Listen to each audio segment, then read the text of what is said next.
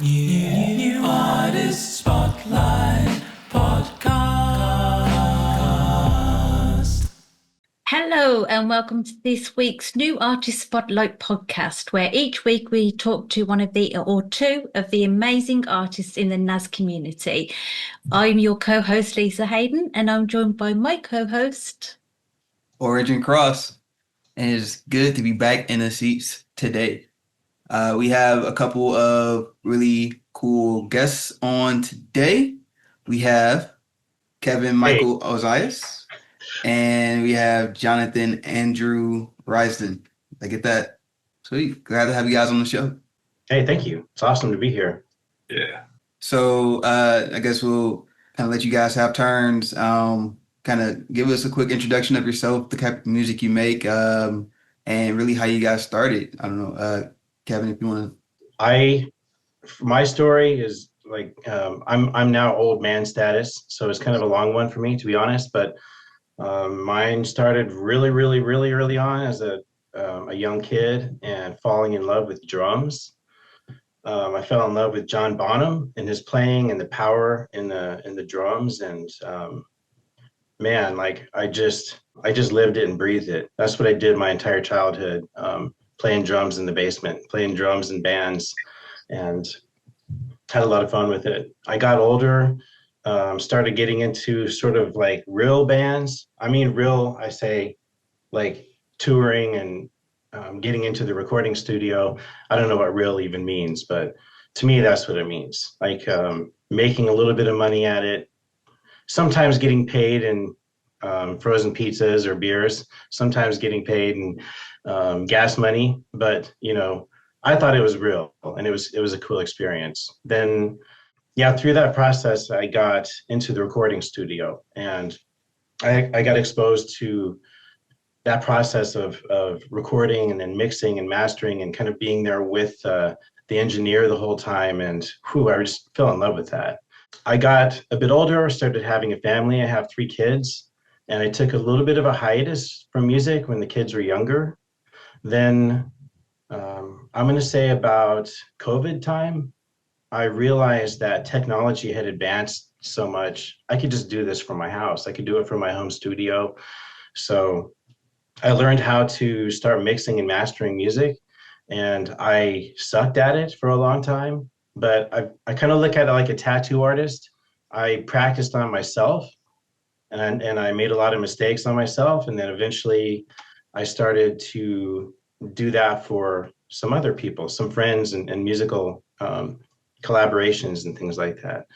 And eventually I started getting a lot better at it to the point that I got inspired to create a company. And now I have a company where I help produce and publish music for people. But mainly at this point, I think my number one thing is being a collaborator. So that's kind of where I am right now in my story. Yeah. And I can't wait to hear Jonathan's, because there's still a lot that I need to learn here too. I really appreciate the cues. You give great cues, Kevin. I know exactly when it's my turn to speak. I am originally from Los Angeles, California. I grew up in a biracial home, so I was able to be influenced by a lot of different culture. And so that played a role in my development as a musician, as a person. And so at a young age, I did a lot of things, but the guitar, once I was introduced to the guitar, that kind of took over. You couldn't get it out of my hands. I got a little weird with it, and anywhere I went, the guitar went with me. And so not a lot has changed. Fast forward several years, I'm in the Midwest. I've done a lot of things musically. I've worked, I've worked in hip hop. I've worked in rock and roll. I've worked with heavy metal artists. I've done just eclectic work, I guess, for lack of being able to fit my music and the music that I create into any specific genre. None of that really makes a lot of sense, or really matters very much anymore. What matters now to me is this work that I'm doing with Kevin. I kind of stay focused on what's going on in the present, and collaborating with Innovaniac Music has kind of been a great outlet for spontaneous creation, intellectual creation. There's a level of humor to it as well. So because I'm looking for when I write music, I'm looking to kind of push the boundaries still. I do appreciate form. I do appreciate style. I do appreciate those that have gone before me and have kind of laid the groundwork. Although our music is kind of a pastiche of sorts, still try to stay traditional with the way that we work with our music. I mean, some things are kind of more fusion, but for the most part, you can kind of quickly say like, oh, okay, this one has a Latin bass to it, or this one has a jazz bass to it, this one has a rock bass to it, so or an alternative feel to it. So I'm a student of the game, and will always be. And I appreciate working with Innovaniac Music because there's lots to do there. Yeah, I think and I'll just throw this out there too. Like, honestly, we make a great collaboration because we're so very different from one another in our approach to music and our background and I have no music education. Jonathan knows a lot. I mean, when I first met him, he was studying Japanese chord structures, and I'm like, what? I have no idea what you're even talking about, but now I need to learn it. And for me, it's like, but the spontaneity is definitely there, and I can honestly throw anything at Jonathan, and he's going to take it and turn it into a real work of art that I can then build off of. So it's pretty amazing. I think it's kind of interesting too, the four of us in this group, what I've learned from your other podcasts, I think we're all also focused on that balance in music life and then family life. And it's like, I think we all have kids and, trying to balance that. That's kind of a part of it too, part of our story. So Jonathan and I think that we understand one another and we're very patient with one another too. So it's kind of cool. How many songs have we produced in the last couple of years? It must be near 100 at this point. I've lost track. It's crazy. Wow, yeah. I don't even know. Anyway, I guess that's our story. That's awesome. Oh, how did you guys meet then? Because like you say, you both have such different backgrounds. So how is it that you came together to collaborate with one another? Yeah, I'm going to say that we met in what seems like a very unlikely place. Nowadays, I know a lot of people are connecting on social media, and I connect with different artists in social media and even groups like NAS for sure. But we actually met on LinkedIn, which I think a lot of people think of LinkedIn as sort of it's like stodgy and business focused, and it's all about marketing and building your individual brand as a professional. But I've also found, of all the different social medias, I tend to find people that are more serious there. And so I've actually invested a lot of time in LinkedIn over the last several years and meeting people there. And that's how we met. We started talking about AI. Actually, that's where the conversation started, because I was looking at some cool videos that I think Jonathan had put together for some of his music. And I was just asking him about it and learning from him. And then one thing leads to another. You start talking about music, and then eventually you're writing a song about an astronaut with a spider in a spacesuit, and there you go. I remember it very similarly. However, I was, and somewhat still am, kind of a skeptic too. And so he had talked about, I don't know who approached who about collaborating. And so I thought, okay, I've worked with musicians before, and I've had very, very few lasting experiences, but I've had quite a bit unsavory as well. And so he was very quick with the turnover. He said, "Hey, I've got a drum beat. I'll send you a drum beat." I said, "Okay, sure. Send me the drum beat." He did, and I actually lagged the first time. I remember I put it off for about a week. That's lagging in our world. But I picked it up a week later, and I just started, with something kind of simple. And I sent it over to him, and we just started bouncing back ideas really quickly. We mastered a project, and then he sent me another drum beat. And it's just been like dominoes since then, but we've been building in our in the way that we create the music. But before I go past the question, that's how I remember it. Very nice. I remember sitting in a car with my wife listening to the first response that you ever sent back on that first song and being super impressed with the unusual choices that you made, but they worked perfectly. And I thought, all right, now this is cool. I figured out very quickly that we were going to write some really good music. Yeah. So for you guys, obviously, you've kind of already gotten to experience the process of finding out, like, okay, working with somebody else, there's a chance, right, to create something totally different than maybe what it is that I would have initially thought would have gone with this, right? Like Kevin, you just mentioned how Jonathan made some kind of unusual choices, right? And unusual could just mean, different than what you yourself would have came up with, right? So just talk about that and trusting other artists to, add on and like lend their creativity to something that, may be your idea, but, being able to add their own creativity to that. Kind of going back to what I think I heard Lisa say this, that you're a multi-instrumentalist, and I'm that way too.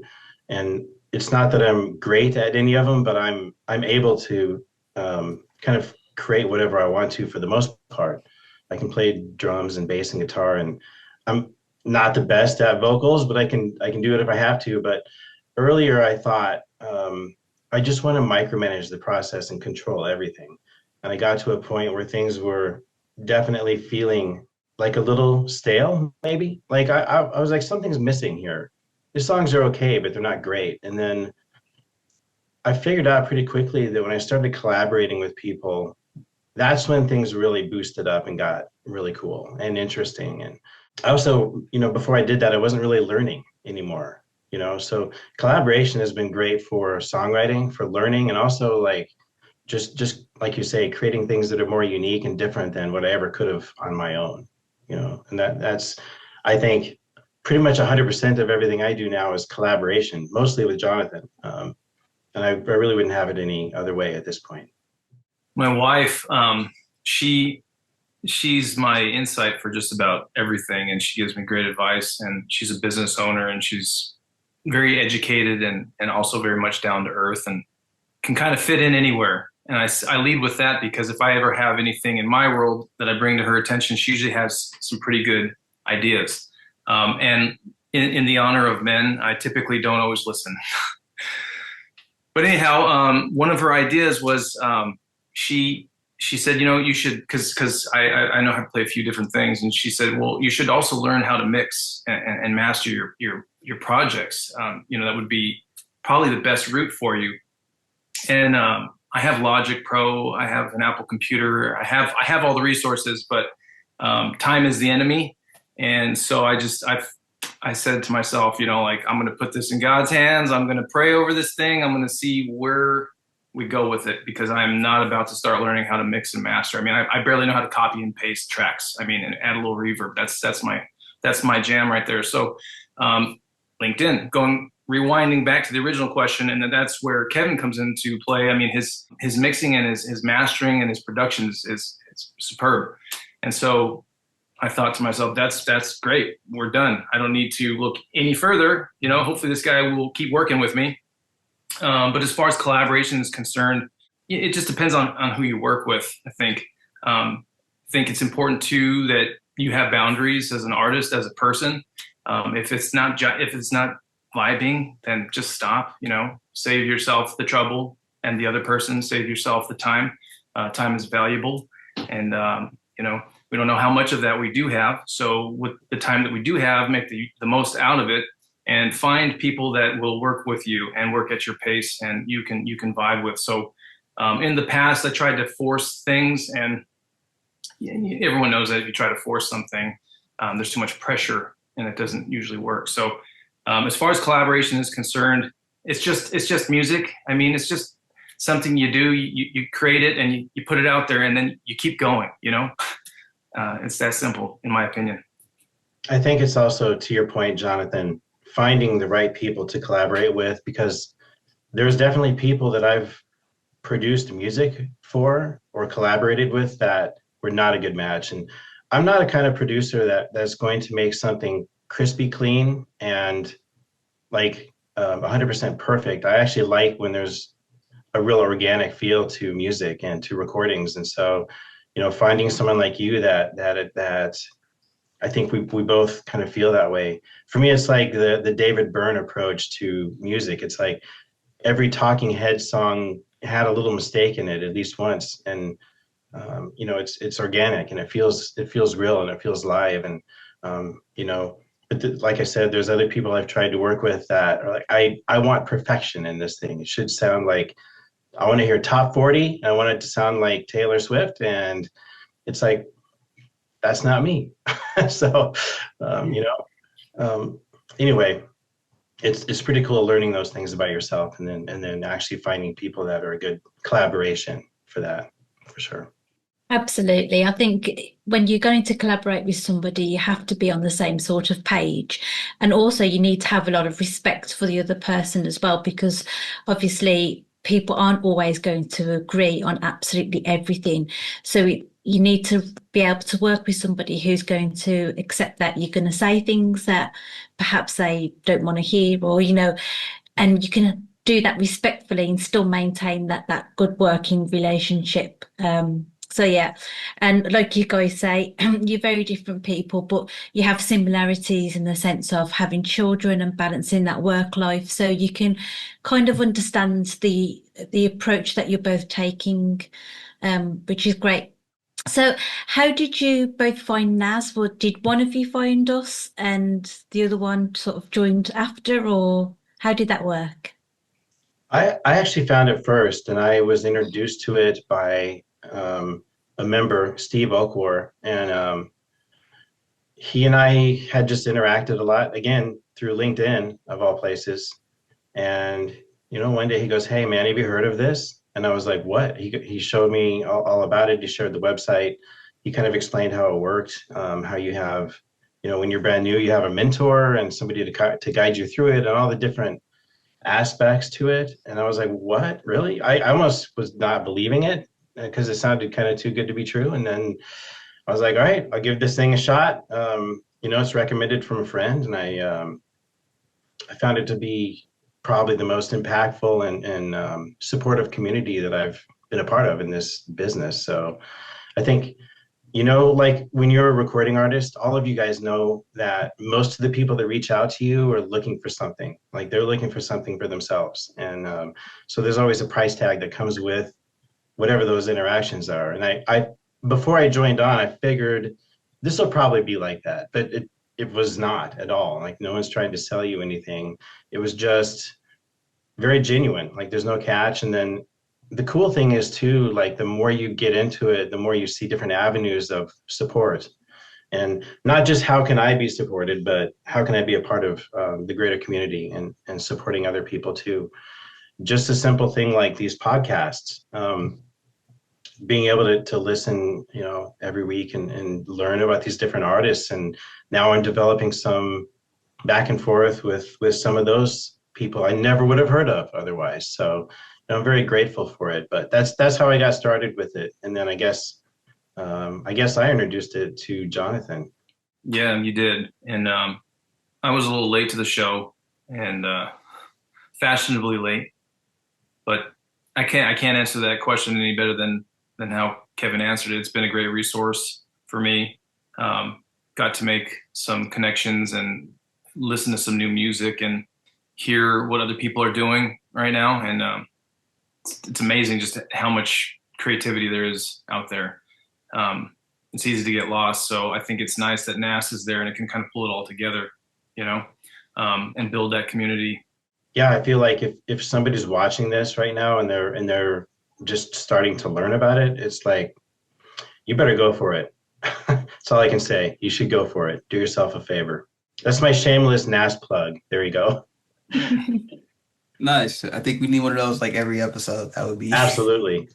Yeah. So no, it's good to hear from both you guys and you guys different experiences. But like you said, we use this platform to kind of put artists out there and show them to hopefully an audience or a new audience that they haven't already before, right? So let's talk a little bit about the song that we're going to be playing here today and get a little bit of the backstory on that. Kind of funny, actually, when we first talked about doing this podcast, that was 3 releases ago, even though it was only maybe a month ago when we first started talking. And at that time, I had promoted the song that we had just released at that time. But now I've done an update. So the song that we're going to share today is about the story of a bull and a matador. And the bull does not lose in this case. So this song is from the perspective of a bull. Our music is always very full of imagery, and like all the songs that we write, they bring an image to my mind and colors, and that's kind of how I think about music. And this song is no exception. It's instrumental. It incorporates. So Jonathan, this song is a good chance for him to showcase a variety of different kind of guitar skills. So it has a Spanish guitar. It has some shredding, some rock shredding, which is my personal favorite. I always wish Jonathan would do that a little bit more, but he's too humble. But this song is a wild ride through the bull and the matador, and from start to finish, how it looks from the perspective of the bull. I like that. Jonathan, you want to add anything, any color to that? There's a saying, if you mess with the bull, you get the horns. That's all I got. There you go. Keep it simple. All right. So, guys, do us the honor, give us the intro to the song, and we'll get into it. And now, for something completely different and unexpected, El Matador Morirá by Jonathan Andrew Rysdon and Kevin Michael Ozias, exclusive on the NAS Podcast.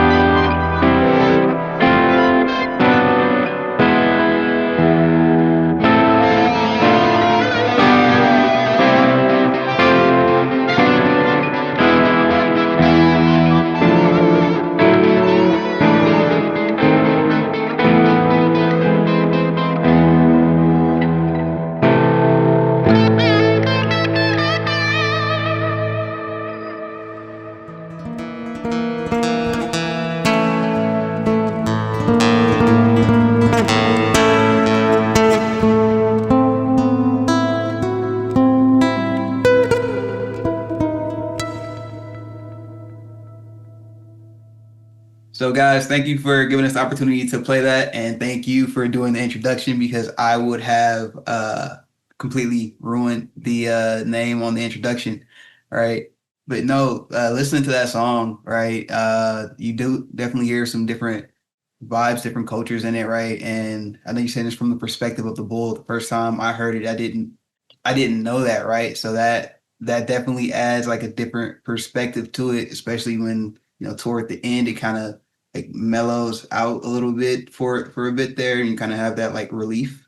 And I'm guessing that's after the bull won. Exactly. Exactly right. Yeah. Okay. And so I have to ask then, Jonathan, you said you grew up in a biracial household. What were the races? So, okay, I'm Mexican. My father's white, my mom's Mexican, but I grew up basically, how it goes, what they say, and I can attest to it, you are what your mom is. So I grew up basically in East LA, California. Every meal that I had, we had to pray over that. We still do that today. But that trend hasn't died there because my family now today is triracial. I'm very lucky. We're a home full of color, and I don't know it any other way. So my sons, they gravitate. They some days they're this way, and some days they're that way. They get to choose what they want to be. But we have to always be careful because one thing is, my sons know that when you're home, you're good, you're safe. But when you're out there in the world, you have to know how you are seen and how you're presented. So even though we have a multiracial home and it's all good here, we still have to very much be careful with our children. And so I partner with my wife. My wife is kind of the forerunner on delivering those messages to our kids so that they know that when they're out there in the world, sadly, they have to act a certain way, So I'll get off my soapbox there. I know I was kind of being vague and ambiguous, but if you understand what I'm saying, you understand what I'm saying. Yeah. Very much if you know, and we know. Mm-hmm. Yep. Yeah, I have the same problem. My children are part Indian, part Irish, but mainly English. So it's sort of half English and then the rest mixed. But they're all pasty white and blonde hair. So no one would look at them and say, oh, they're part Indian. So I'm the exact same. I'm like, you need to think about what you say when you're out there in the world because, people wouldn't never look at you and say, oh, you're part Indian or you're part Irish. They would just see a very, very white girl who burns very easily in the sun. So what can we expect from you guys? You said that you've done a lot of work together and you've got over 100 tracks. So what is upcoming? Can we expect some live performances or an album? You know what? The funniest thing is Jonathan and I have never actually met each other. And so I don't really foresee any live performances. You never know, could happen. I'm in Seattle. He's in Cincinnati. And we've just been enjoying this process that we're going through. We have a new song coming out on June 5th. It's called No Days Off in This Life. It's completely different than the last one. And I'm willing to bet we'll probably keep producing music and releasing music as time goes on. I think we're trying to understand and learn how to do a better job with self-promotion, something we're both kind of bad at, to be honest. So I'm trying to figure that side out, and Jonathan and I both are trying to figure that out. But really, I think that we're very happy with the art and the process as it is, and I think we both thrive on that rather than kind of trying to chase an algorithm or something. It's like we're just chasing the art, and it sounds kind of corny, but it's totally satisfying. At least for me, it is. So I will say to you and to Lisa, when you type in Innovaniac, you are the first thing on Google that pops up. And so I know Lisa can appreciate the SEO and the uniqueness there. But I just went on Google and Googled you and you were the first link. So you're already in the right direction. You're already the number one search result for you. So just keep working and building that. That's good luck because I've only learned what SEO means like 3 weeks ago. So I guess there's some luck involved there, but I appreciate knowing that. I didn't even know that actually. So that's wonderful. So taking a turn from wonderful to, dreary and gloomy. Right now is the time where we have to get into that part of the podcast. Quickfire 5 is on the horizon. Take cover, batten down the hatches, all that good stuff because, I don't know. Are you guys ready? You guys familiar? Well, we talked about this. Jonathan's going to answer all these questions. I'm just kidding. We'll both contribute. All right, Lisa, you want to hit him with the rules one more time? Okay, so we're going to throw 5 questions at you. You get 15 seconds per question. And if you don't answer within 15 seconds, we remove all of your music from Spotify or the other music platforms. You have to start all over again with no instruments. Oh, man. Okay.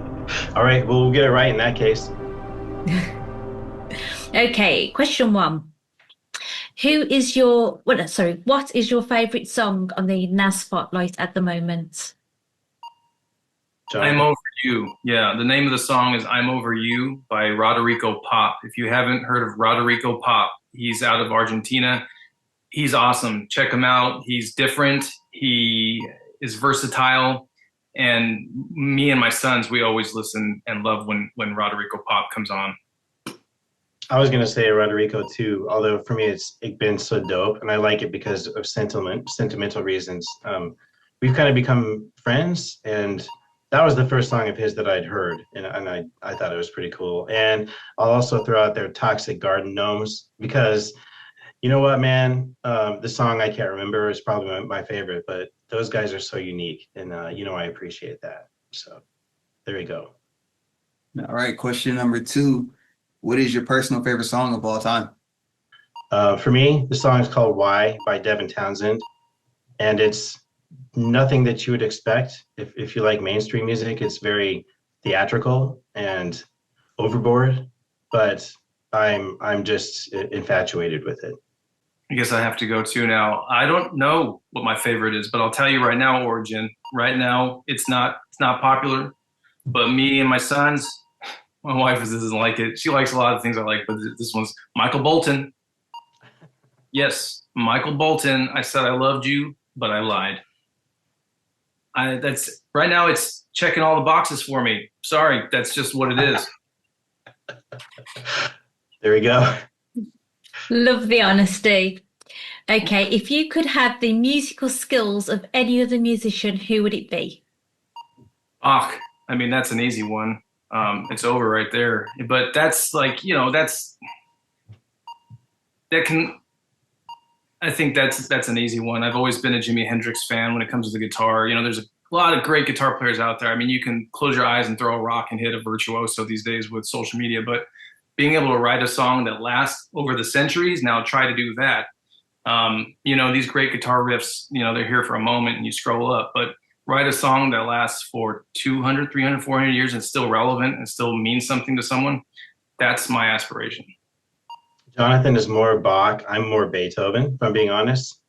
A little bit more on the emotional side, maybe a little bit less on the structure side and the intricacy. But just since you're talking classical music, I think if you're going to get a little bit more modern, for me, it's as I said, definitely Devin Townsend.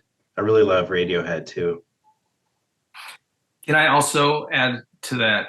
But if I probably hip hop. I grew up loving hip hop. I still love hip hop, but if I was going to be someone, it would definitely be one of the rappers that I enjoy because those guys are cool. So as far as writing music, yeah, but I don't know that I want to be some church guy, in the corner of an organ writing paper, wearing a little silly wig. I probably want to be one of those guys writing hip hop songs. That's who I probably want to be. So go figure that one out. I'm pretty sure that we forgot what the question was at this point. Favorite artist of all, or who would we want to be, right? Is that what you're saying? Yeah, skill set, right? Skill set up. And then next question, And I forgot the question now. Question 4, if you could go see one artist live that you have not seen, who would you pick? Boy, that's a good one. For me, it would be Jacob Collier, 100%. Okay, I lied. I have seen him once, but I think every show is going to be completely unique. And that kid is brilliant. I'm just always astounded when I hear his music, and I want to go check out another show, a live show. Because when I saw him, he was really, really young. Now he's quite a bit. He's an old man at like 26 or something. So I kind of want to see the more mature Jacob Collier.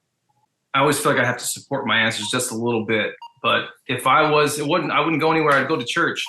If I could go back in time and see maybe Kirk Franklin and something like that, I am blown away by gospel music. And if you don't listen to gospel, it's not for everyone. I know that because not a lot of people are talking about it, but we listen to gospel music all the time here. I'm just blown away by just the monster musicianship and the beauty and the rich harmonies that are there. So that's what I would like to go to church. Excellent. And last question. If you could have dinner with any famous person, past or present, who would it be? I mean, for me, it's pretty easy. It would have to be Eddie Van Halen, because that was my guitar hero when I was growing up. Even though I'm a drummer, but still, I just loved everything that he ever created. And I listened to all his interviews all the time when I was a kid. And, I think that'd be the one I'd want to meet and have dinner with. It probably wouldn't be a lot of food, probably a lot of intoxicating things, I would imagine. But the experience would be interesting.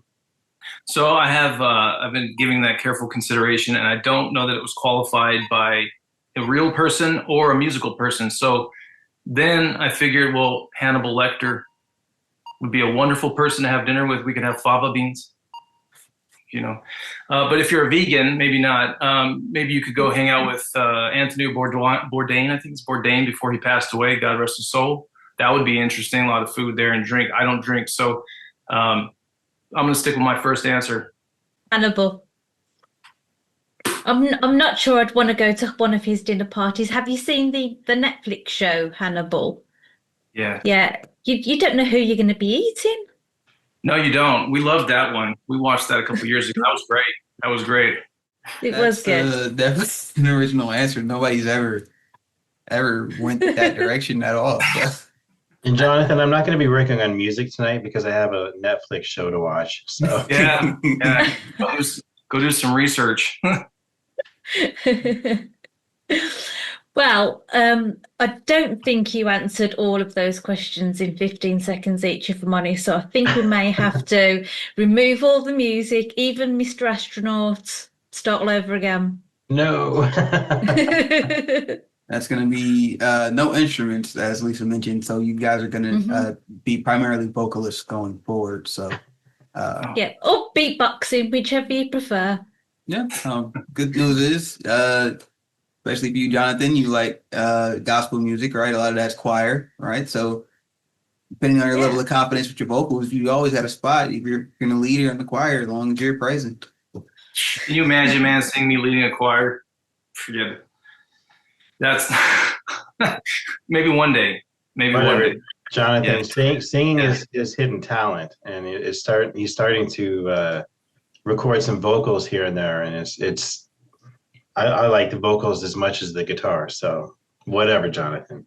But I'll tell you what, though. I mean, honestly, Origin, if I could I talked to my wife about it too. If I would go sing in a choir as for practice, I definitely could not do the front person thing. Not at all. Not yet in my life, but maybe one day. But that would be a lot of fun, just to go sit there and just be in the background. Yeah. Now, there is right now, I don't know if you've heard it. There's a guy by the name of, I want to say his name is Forrest Frank, who is, he has like that song on TikTok right now and like all over the internet. Everybody's doing a little dance to it and everything. And it's like major right now. And that's a gospel song that, I mean, it's literally taking over like the internet. My kids were singing that song. Everybody, they just started singing at my house. You know, I don't know about anyone else. We just start singing and dancing all the time. And so my kids, they just yesterday, or was this morning? No, yesterday. Yeah, we were all cleaning, and that's exactly what they were singing was Forrest. What's his name? Forrest Franklin. Forrest Frank, I think. You got it. I don't know. They know it. I don't know it, but he's in my ears and in my face the last few days. So that's kind of funny that you say that. That's a good song. Origin, I think that's the first time we've ever seen you dance. Oh, it'll be the only time you'll see No. any type of dancing.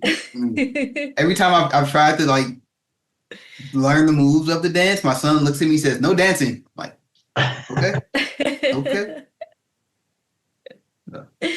See, my kids tried to get me to join in. They're like, "Mum, this is the new TikTok trending dance." No, I'm not doing that. I'll do the Macarena. I remember the Macarena, but yeah, no. The list of talents that God gave me, dance is nowhere on that list. What is a talent that you think that you were given, which is the top one, Origin? I mean, obviously, I want to say rap is, but I can't say which one is number one. It's probably my favorite one. I don't know. I'm also really good at math though, so like they're both up there, you know. But I don't know. I want to say rap. Came wearing my own merch today too, so I don't know. That's a little shameless self plug. Look at that, man. That's cool. Faith Overford from my last mixtape. Same question, but for Lisa about her gift or talent and number one. Oh, I'm pretty talentless, to be fair. I'm a writer, so I've got a book out, so I'm pretty good at writing. My main talent at the moment is probably nagging at the children to get them to do what I want, but in a way where they don't quite realise that I'm getting them to do something, if that makes sense.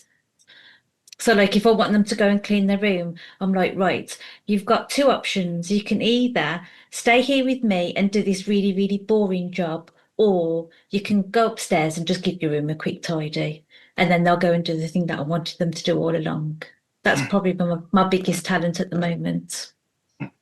I'm guessing it feels like that, and no doubt you're good at that. But I've heard both of you guys' music, and you guys are both like super talented. So whatever. you seem pretty humble. But yeah, and the writing shows through in your music for sure. The lyrics, and yeah, just maybe stop being so humble. The lyrics is where I actually started music. So I'd written loads and loads of lyrics, and then I had quite a few people approach me saying, "Oh, you need to turn this into music." And people on social media were listing me as a musician, and I was like, "Oh, I'm not a musician. I've just literally just got loads of opinions and just put them into lyrics, really." It just sort of evolved from there. Yeah. I'll just say thank you for the compliment. Yeah. So we talked a little bit about, what's next for you guys. But Lisa's, I don't know if it's her favorite question, but it's definitely a question she owns, is where can people stalk you guys and find out more about you guys, connect with you and listen to your music? Well, Jonathan, do you want to share? I've got a thing. There it is. Yeah. I mean, if you want to find me, I think, like you said, Origin, just type in Innovaniac music and hopefully something will pop up. But if I were you, I would go to Instagram and find Jonathan right here because there's a lot of good stuff there and it's a good starting point. Okay. Andres, I think you just lost your job. Apparently the guests are now doing everything themselves. So you're free to go mix music. Hey man, I wanted to bring something to the party. No, I like that. It's unique. So for you guys, are there any words, any messages you guys want to leave with anybody who may be finding you guys through this podcast, or researching you guys and come across this podcast? Anything you want to leave people with I know that Jonathan, just like every question you've asked, is going to have a more well thought out response and maybe more useful. But for me, I think honestly, the one thing from my point of view is that I'm learning just to be open. So be open to experiences, be open to collaborations, keep learning about yourself as a musician, and give NAS a shot for sure. And I don't know what else I can really say. I mean, be true to yourself. I guess I'll leave it at that. There's a lot of things I think that come to mind, but I think the one that stands out is maybe, just educate yourself a little bit. Take a little bit of time and feed this thing, because this thing, the vocal, all that stuff is driven up here. So educate yourself. I've known a lot of guitar players. I'll just say guitar players, people who they feel it. That's their answer. Like, oh, I feel it. Like I don't have to do that because I feel it. Well, yeah, I feel it too. But I can better express that when I educate myself, and you get a couple of tricks and you're able to use it, you synthesize it, and it comes out in a new way. So just educate yourself just a little bit. I like it. Mm-hmm. Yeah, it's just, well, thank you guys for coming and spending some time with us. Let us get to know you a little bit better. Good talking to you guys. And again, for us, stay in touch. Love everything you're doing. Love the consistency, right? A lot of times balancing family, balancing music, balancing life, day jobs, everything. It delays the process, right? You guys are working, so I just hope you guys keep up your momentum and just keep growing and keep making a mark. Thank you so much. It's been an honor to be here. It's been fun. Yeah, thank you so much. I appreciate it. Nice to meet everyone. It's been lovely to meet you too. And thank you for introducing us to all these lovely little stories that you create in your music, which is fantastic. I mean, I can't remember the last time I heard a song about an astronaut, but I love that song. So thank you for introducing us to these characters. Thank you for listening to it. All right. And to everybody who is helping support the show, support the NAS community, the artists within it, giving us platforms and putting us in positions to succeed. We want to send a big thank you out to you guys as well. And peace out from all of us here. Bye. New Artist Spotlight.